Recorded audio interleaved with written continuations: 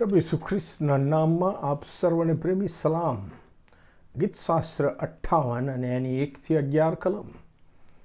ગીતશાસ્ત્ર 58 એ દાઉદે રચેલું ગીત છે, અને જો તમે આખું ગીત વાંચો તો એ ગીતનો વિષય છે ન્યાય, અને ન્યાય કરનાર મનુષ્ય અને ન્યાય કરનાર ઈશ્વર. એ આપણે જાણી શકીએ. કલમ 1માં દાઉદ પૃથ્વી પર ન્યાય કરનાર મનુષ્યો સામે પ્રશ્ન ઊભો કરે છે. એને શંકા કુશંકાઓ જાય છે.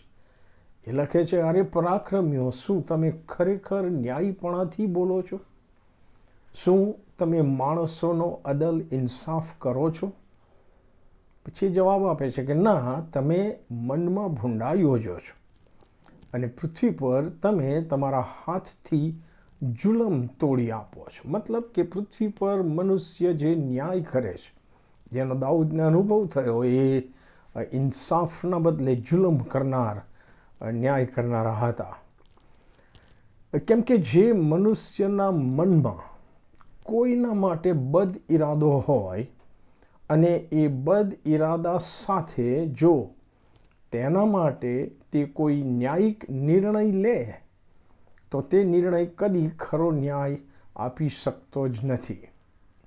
તેમનું મન દુષ્ટતાથી ભરેલું હોવાથી તેઓ ખરો ન્યાય કરી શકતા નથી.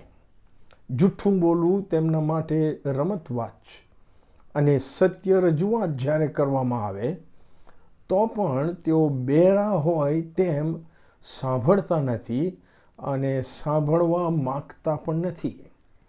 તમે જો કલમ 3-5માં દાઉદ લખે છે કે દુષ્ટો માના પેટથી જ ભટકી ગયેલા હોય છે. તેઓ જન્મે છે કે તરત જ જૂઠું બોલે છે, અને ખોટે રસ્તે ચડી જાય છે. ધીમે ધીમે તેઓનું વિષ સાપના વિષ જેવું છે.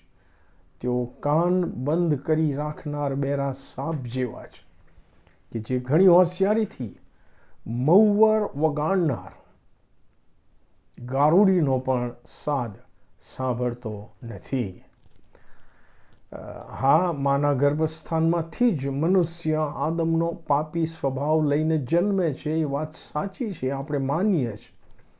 પણ દાઉદ અહીંયા જે લોકોની વાત કરે છે, એ લોકો પોતે પોતાની પસંદગીથી ઈશ્વરને બાજુએ મૂકીને ખોટે રસ્તે ચડી ગયેલા છે. એમને સાચા માર્ગમાં ચાલવાનું પસંદ જ નથી, અને દિન પ્રતિદિન દુષ્ટતાના વમળમાં તેઓ વધારે અને વધારે ખૂંપતા જાય છે.